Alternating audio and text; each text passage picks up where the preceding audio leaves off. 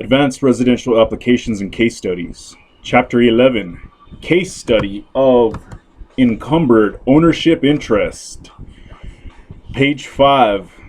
Encumbered Ownership Interest Scenario. Let's put these ideas to use now as we consider forming a value opinion of a property encumbered by a life estate. Our case study will involve a different set of circumstances than those we considered in the previous example. In our case study, one individual has the right to use the property for the remainder of his life.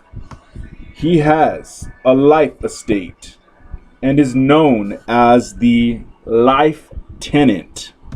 A second individual who has granted the life estate ultimately owns the property and is known as the reverter because property and all associated rights of ownership revert back to the property owner upon the death of the life tenant. In order to determine the value of the reverter's property rights, when the property is encumbered by a life estate as described, we will go through several steps. First, we will estimate the most likely time of death of the life tenant using actuarial tables. Actuarial tables are statistically developed guides which are useful for estimating, given an individual's present age, both his life expectancy and his current probability of death. Men and women have different life expectancies. As you would imagine, the actuarial tables always differentiate between the sexes. Other factors also affect these estimates / probabilities, of course. Some actuarial tables deal more specifically than others with these other determinant factors, such as race, lifestyle, health issues, etc. Second, we will forecast the future value of the property with an effective date being the anticipated time of death of the life tenant. This step is the most subjective part of the process, as it requires the appraiser to estimate the present value and then adjust it for expected appreciation or depreciation. Property in a declining area would have more risk than one in a growing neighborhood. Finally, we will discount the future value of the property to a present value. The shorter the life expectancy of the life tenant, the lower the discount rate, similar to the rate differential one sees between short-term and long-term bonds. Aunt Sally, remember her from our previous example? Thankfully, is no longer a lifelong smoker. In fact, we wave our magic wand and she has never smoked a day in her life. She is a healthy and happy 89 years young and is the picture of good health. Aunt Sally, that's what everyone calls her. Even people she is not related to, owns that nice place which we considered in our previous example, 8 acres, 4 bedrooms, 3 baths, 2,600 square foot ranch style home, barn, stables, fencing, pool, tennis, basketball court. However, although the real estate is the same as before, the tenancy situation is different than in our previous example. Instead of the nephew we met last time having an estate in the property, this time around we find the life tenant to be Aunt Sally's favorite older brother Bob. Yes, he's even older than Aunt Sally. In fact, Brother Bob is all of 92 and a half years old. About 2 years ago, Aunt Sally granted a life estate to Bob for the duration of his life. Unlike our earlier example, here our life tenant does not have a per autry v life estate based on the life of another.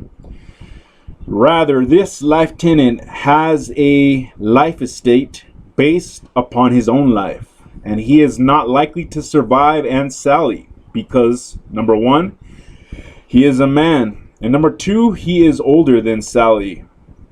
Brother Bob is not really sick, he is just old, but he does require assistance.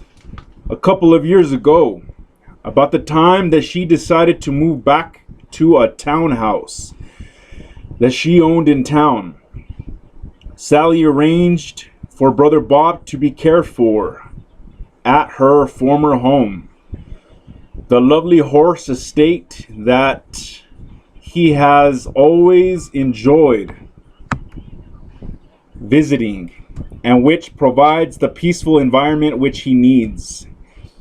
In exchange for providing full-time care for Bob, 2 live-in assistance providers are given a modest monetary compensation, along with complete room and board in the ample 2,600 square foot home.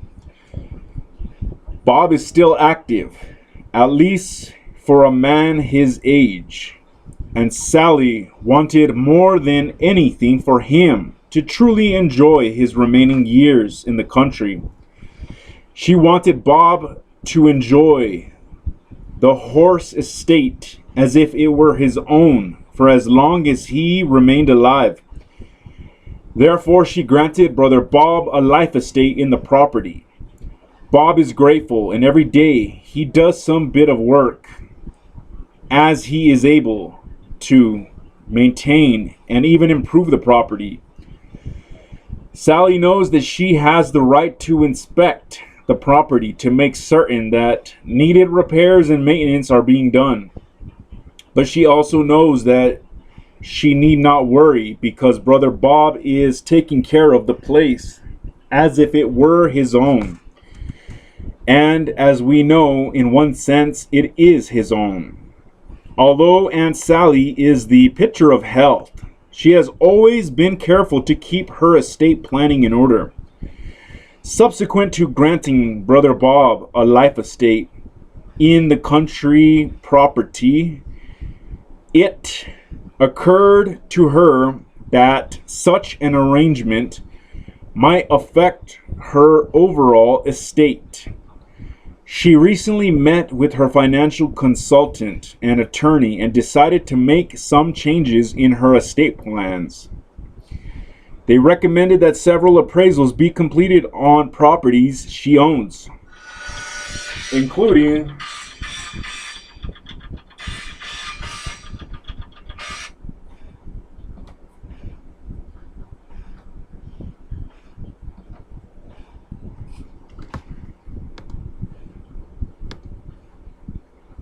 an appraisal of the value of her interest in the home and horse farm, which is encumbered by Brother Bob's life estate. End of page. Page 6. Appraisal problem. You have been engaged by Aunt Sally to form a market value opinion of her ownership interest in the horse property. Recall the 3 steps we mentioned earlier. First, we will estimate the most likely time of death of the life tenant. Second, we will forecast the future value of the property, with an effective date being the anticipated time of death of the life tenant. This will require that we first develop a current market value opinion of the property. Finally, we will discount the future value of the property to a present value. the Social Security actuarial table from the Social Security website for the number 4 for males aged 92 and 93 years shows the probability of death and life expectancy figures are as follows. So the grid shows the first column, it says it shows exact age. Next to that, it says death probability. Next to that, it says number of lives / 100,000. And next to that, it says life expectancy. On the next row, underneath exact age, is the number 92. Next to that, for death probability, the rate is going to be 0.228968. Next to that is the number of lives / 100,000. And it's going to say 7,811. And then after that, under life expectancy, it's going to say 3.15. On the next row down is now under exact age is 93. The death probability rate is going to be 0.248798. And the number of lives / 100,000 is going to be 6,022. And then at the very end, for life expectancy, is 2.93. Number 1, Brother Bob is 92 and a half years old. According to this actuarial table, how many more years is Brother Bob expected to live? Number 2, what is the approximate likelihood that Brother Bob will die this year? And number 3, Brother Bob is by all accounts in very good physical condition considering he is over 92 years old. Since the Social Security actuarial tables reflect life expectancy for the average person, and Bob may be above average in terms of health to age, do you think these numbers might be somewhat pessimistic for Bob in particular? So for number 1, he's 92 and a half years old. How many more years is Brother Bob expected to live? I would say he got about 3 more years.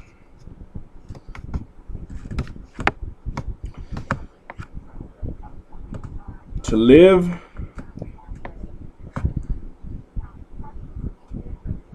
What is the approximate likelihood that Brother Bob will die this year?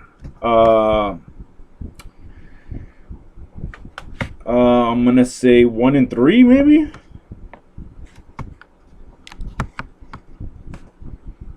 And then, do you think these numbers might be somewhat pessimistic for Bob in particular?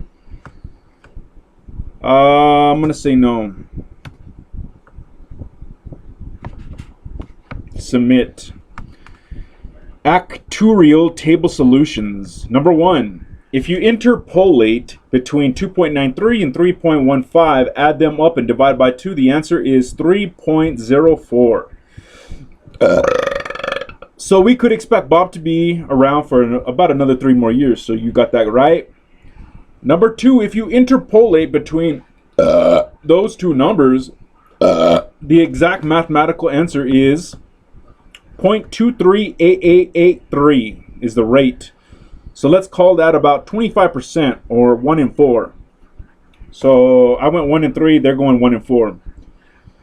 Number 3, it's anybody's guess, but probably the numbers would be pessimistic. Since he is obviously active and in good health, we might expect old Bob to beat the average. End of page. Page 7, approaches to value. You are going to complete both the sales comparison approach and cost approach because you believe that both will help you develop a credible opinion of value. You consider the income approach but determine that it is not applicable in this situation. for this property, even though you are developing both the sales comparison and cost approaches. You consider the sales comparison approach the better overall indicator of typical market participants' actions. Your final value opinion will be most influenced by the sales comparison approach. You will need to develop a current market value opinion first. Then you will form an opinion of the future market value as of Brother Bob's anticipated time of death. End of page.